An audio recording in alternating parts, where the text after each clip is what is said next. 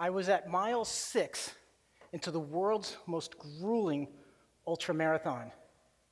And I knew that I was in trouble already. The giveaway cue, staring at these very red sneakers and vomiting. And that's never a good thing in a race. But now that I think about it, is it ever a good thing to be puking your brains out? I mean, you wake up in the morning and say, hey, I hope I puke today. But this was particularly challenging because I still had another 140 miles to go. Through Death Valley, where the temperatures would raise by midday 120 degrees. And so I pick myself up and I keep going. Nobody admires the person who starts but doesn't finish. Nobody remembers the person who quits. Success can be boiled down into one concept. 3 simple words, one concept. No matter how tough, how grueling, how difficult, no matter how many roadblocks, how many people get in your way, and even if you doubt yourself, 3 simple words. Who wants to know what they are? If you figure them out, let me know, because my speech would be so much better. No matter how long, how monotonous, how tedious your journey to success becomes, 3 simple words. Who's ready to hear them now? Great. I'm going to tell you in just a minute. But to understand how I got to mile 6 in Death Valley, the world's most grueling race, we need to go back. Go back, way back to when I was a scrawny little teen. The kind of kid who got picked on by virtually everybody. I had a Napoleon complex, to say the least. But my brother, 5 years older, a big guy, big muscles, worked out. He decided to take me under his wing, and he was going to show me how to build muscle, teach me how to defend myself. So after a particularly wimpy workout, we go outside and we sit on the stoop. And he looks at me and he says, if you ever work out like that again, you ever do that again, I am never training you. And it was right after that for the first time, I heard those 3 magic words, the 3 words of success. And he had learned them from our dad, and our dad, I imagine, learned it from his dad. Now, fast forward to pretty much modern day, today, just 2 years before I got into Death Valley, I was not a runner. I was just starting to dabble in the running world. And I asked myself, I said, what would be the craziest, most amazing, most ridiculous thing that I could possibly do? And my answer? To run across America. The whole thing, from California to New York. I ran a marathon distance a day for 100 consecutive days. But it's not about the run. Death Valley is not about the run. It's about doing something amazing. Following your calling and doing something truly extraordinary. I ran across America and then attempted to run through Death Valley to illustrate what is possible.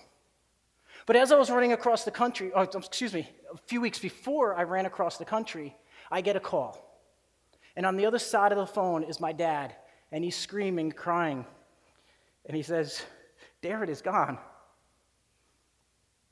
My brother, Darren? How can that be?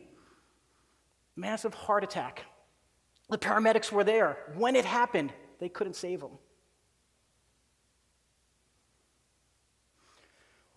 Running became my outlet.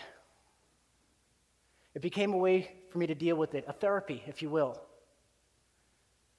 I gave the eulogy for my brother's funeral, and in that eulogy, I used the metaphor of a butterfly. And when the butterfly flaps its wings, it lets off a subtle breeze. But even though we probably can't feel that breeze, it changes the world. And the butterfly became a metaphor for my brother's life. In fact, my sister tattooed a blue butterfly on her back. And as I ran across the country, there wasn't a day that I didn't wish he would be at the finish line. I finished running across America. It was ugly, but I finished. It was successful. I set out to do what I was going to do, living up to those 3 words my brother taught me. I asked myself after I finished the run across America and came to coherency a few months later, says, well, my God, if I did that, what else could I possibly do? I mean, run across America, marathon a day with only a year of training? So what's harder than running across America? There are not many things, but the one thing is Death Valley, the world's most grueling ultramarathon. And what makes this ultramarathon unique, as if any of them aren't really bizarre, but what makes this one special is that you go 146 miles from the lowest point in America to the highest point in the continental United States. And in between, up 120 degrees, up top, freezing temperatures. And in between, 25,000 feet of elevational climb. So to give you a perspective on how much 25,000 feet is, if you took a building and stacked it on top of each other, and you kept stacking on top of each other, it would take 20 Empire State Buildings. But the hard part is this. I wasn't just running. This is solo self-supported, meaning I could get help from nobody for no reason whatsoever. I got to do it completely on my own. So how do you do that? I push a cart filled with food, water, and supplies that weighs 270 pounds up that climb. So as I'm going through Death Valley and I find myself thinking that it's over at mile 6, I pick myself up and I keep going. I get to mile 11. If we can play the film now. To give you a better illustration of what it is, this is actual footage from that. So at mile 11, I'm teetering on heat exhaustion. I mean, my body's shutting down already because it can't deal with the heat and the stress. Keep going. And then at mile 32, I know that I can't beat the time record, but I still keep going. My body's shutting down. I haven't had food all day, and I'm barely able to keep the water down, and I'm using the water that I have to douse my head, to keep my body regulated at the temperature it needs to be. But echoing in my head over and over and over are those 3 words that my brother taught me. Mile 45. My body's got to the point that it's literally shutting down. And I'm sitting on the cart, which you'll see in just a second. I'm sitting on the cart, and I'm contemplating making one of the toughest decisions of my life. Do I quit, or do I keep going? Is this really a mindset thing, or has my body really shut down? And then to give you an idea of how risky this this is real. This isn't just games. 2 weeks earlier, at the start line, very close to it, an ultra runner legend died on a 6-mile training run. Things went bad, and he never made it back. So now I'm sitting there on the cart, and I'm deciding, do I keep going or do I stop? And I keep hearing the words echo in my head. I'm brought back to that time when I was just that scrawny kid and my brother is yelling at me, "You ever do that again, and I am not training you. No matter how tough life gets, you never quit. I don't care what happens to you, you never quit. Got it?" Success gets boiled down. You take away all the hype and all of the unnecessary complications, and success boils down to those 3 words. You never quit. No matter what happens, mile 6, whatever your mile 11 is, your mile 32, your mile 45, you never quit. So now I'm at this place, do I stop or do I keep going? And as a clarification purpose, these guys are my crew, videographer, photographer, and a paramedic, just in case to make sure I don't end up like the other guy. But they cannot help me in any way. They're there just simply for documentation and observation.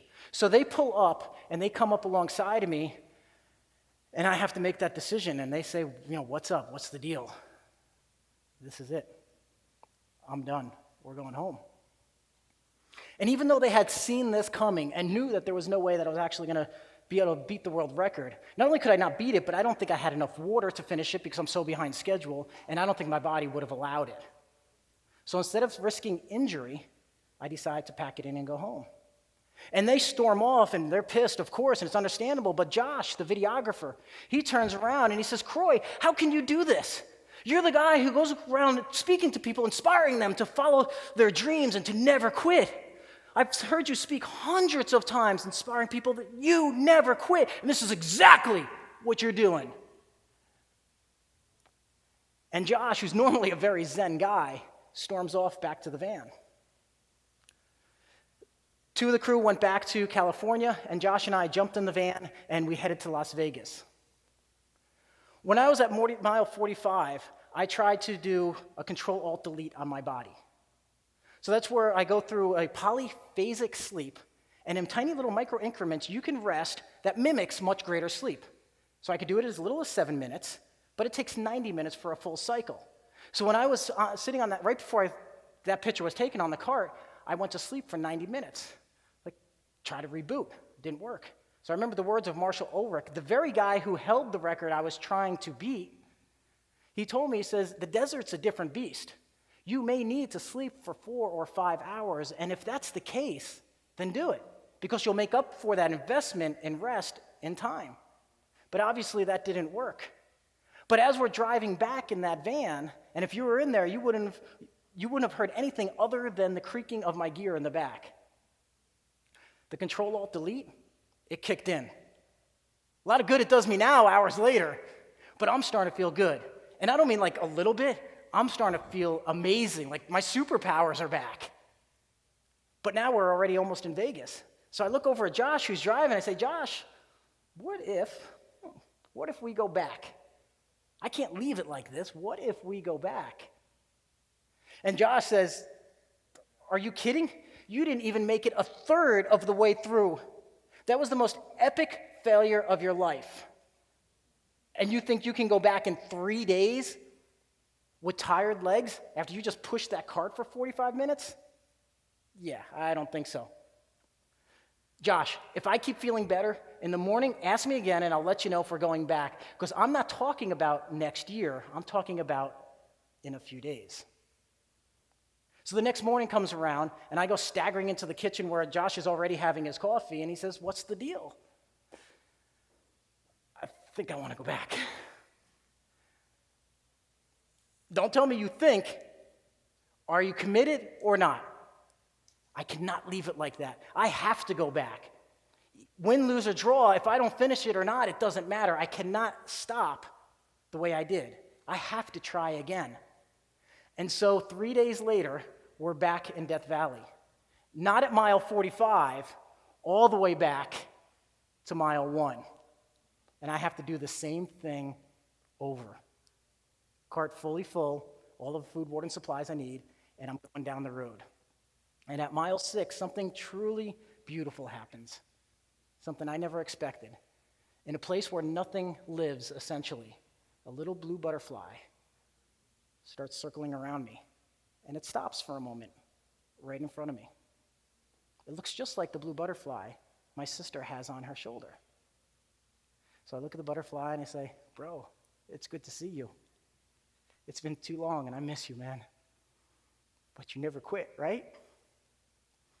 And I keep going past mile 11, past mile 32, past mile 45, the very spot I stopped, and I'm ahead of schedule, and I power up the mountain, down and then back up to where I drop my cart off, and I put a backpack on that's in the cart, and that's the last marathon of the race, that I carry a backpack and everything I need to go up to the freezing temperatures of Mount Whitney. And I start going up that mountain. And as we're going up that mountain, I start staggering. I mean, like literally, I'm falling down, and I'm holding onto walls, and Josh is like, dude, you okay? And I keep going, and I thought my body was just done. I thought it was just like, it's fatigued out, 65 hours or whatever we were at that point, and I thought it was just shutting down. And then the video that we're going to play right now is me talking about what happened coming up the last few miles of the mountain. I'm 2 miles from the end. I went into low glycemia, which basically would have meant I would have passed out. And Josh would have had to hit the SOS, and by the time they got here, I probably would have froze to death or just died. Luckily, I was an EMT for 6 years, so I recognized the symptoms and knew what to do. And almost guaranteed saved my own life up here. When I took that energy drink, I just skyrocketed, energy, everything just went nuts. And I felt awesome, felt like a superhero. You already said that. And then I crashed. Ah. And that's what cued me off to being sugar and staggering and falling down like a drunk. Just immediately after feeling the most amazing I think I've ever felt in my life. So that was kind of my clue. I started figuring it out. Then I started feeding everything I could possibly have, all the salts I had in my pockets, all the just food I had in my pockets, and started leveling out. And then I just wasn't right still. So I did an 8-minute reboot with the sleep, because I haven't slept in 24 hours or so, probably more. How long you got till the end? Got 2 more miles to the emergency shelter up top. So we're going to go up there. I'm going to touch my little official finish line and then get into the emergency shelter because it's the closest thing for safety. It's a hell of a lot closer than going down. And then from there, I can stabilize myself more and make sure I'm safe to come back down the mountain. Oh. Crazy dangerous. I never expected this. This was way big surprise. That was 2 miles from the finish line. And after that video, I finished my 2 miles. I got to that medallion. I put my watch down. I took a picture of it to document my time. 72 hours and 55 minutes. Just over 3 days. It doesn't matter if I beat the world record or not, the thing that I had been training for so long, for a year. What matters, not even that I finished, but that I never quit. Because amazing things happen when you never quit. What is it in your life that would radically change your life? What would make your life better if you did just one thing this year? Is it lose 50 pounds? Is it pay down some debt? Is it start a business? Is it a relationship? What would make your life amazing if you never quit? If you can stand up with me for a minute and do exactly what I'm doing. Put your hands out like this, about that far apart. This is how close you are to your goals. This is how far you are from your goals. Quitting, you never quit. Do exactly what I do. It's all about mindset. It's making the choice to continue and go on. It's about not giving up when it becomes difficult. And no matter what happens, help me with this one, no matter what happens in life, you keep going forward because you never quit.